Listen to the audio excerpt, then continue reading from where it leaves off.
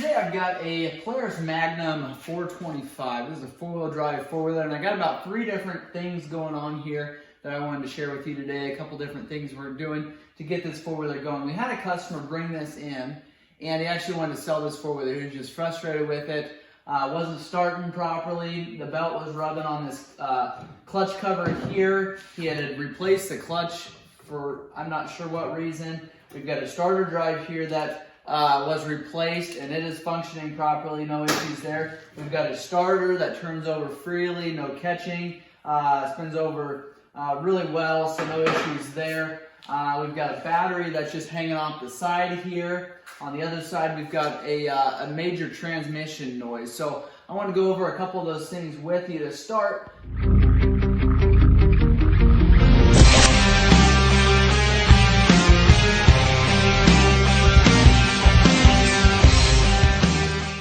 This four-wheeler and it wasn't running. He had taken the battery out and said that it was a good battery. He wanted to sell this to me, gave me a reasonable deal on it, but wanted the battery back because it was a brand new battery. So I put a battery in here. It was a used battery.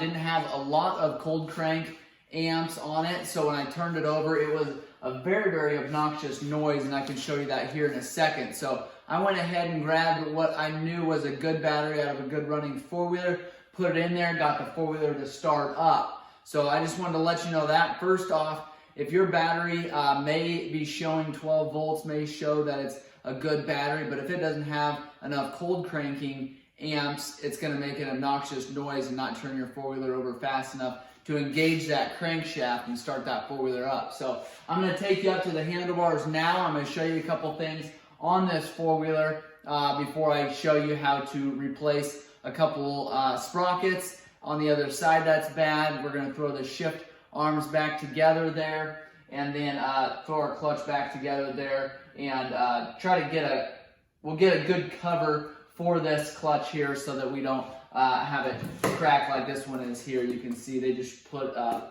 little bit of duct tape on there to seal it up, but that's not the proper fix. And I don't, to be honest, know exactly what's going on here. If that clutch that they replace it with, which is a genuine clutch, but it might be slightly different, might be taller, but it shouldn't be hitting this clutch cover like it does. So I'm going to also look at that when we're over there.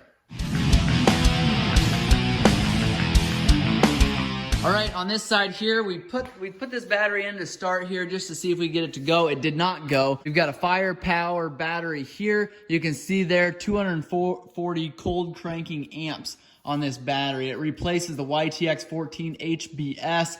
This battery here, I've got a handful of other four-wheelers that I just used around our acreage. And this one here, we pulled out of a Honda 4-track. So it doesn't fit in there properly. It does get the four-wheeler to start up and run. Going to the other side, I'm going to show you how to service this four-wheeler here in a separate video, but I wanted to hop up there and show you a couple different things.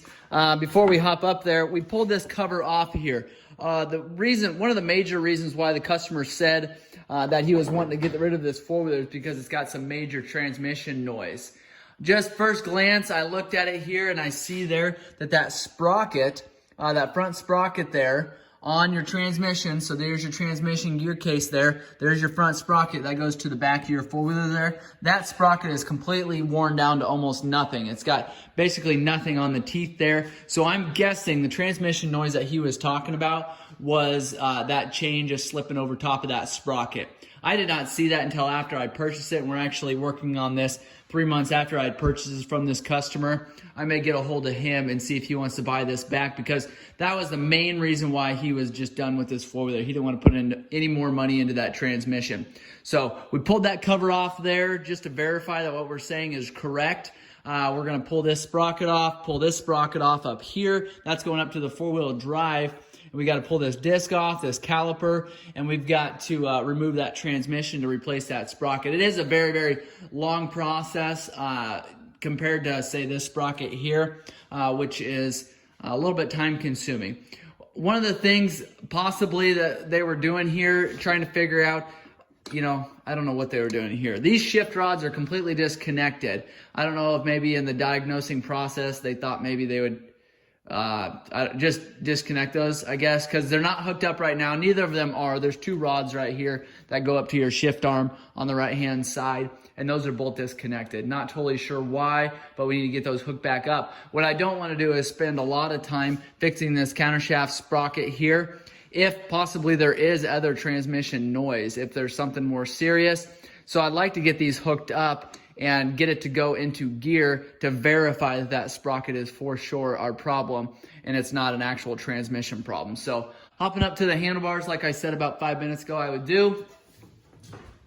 Okay, we've got that good battery in here. So we're gonna now turn it on, neutral lights up. We've got your starter button here. Listen real quick what this does. Okay, very obnoxious noise to start. That's not completely uncommon. You will hear that noise if your four-wheeler battery does not have enough cold cranking amps, doesn't have enough juice to get that four-wheeler started. You'll hear that noise and you think it's an obnoxious noise. You think you're maybe a rod's going out or something like that.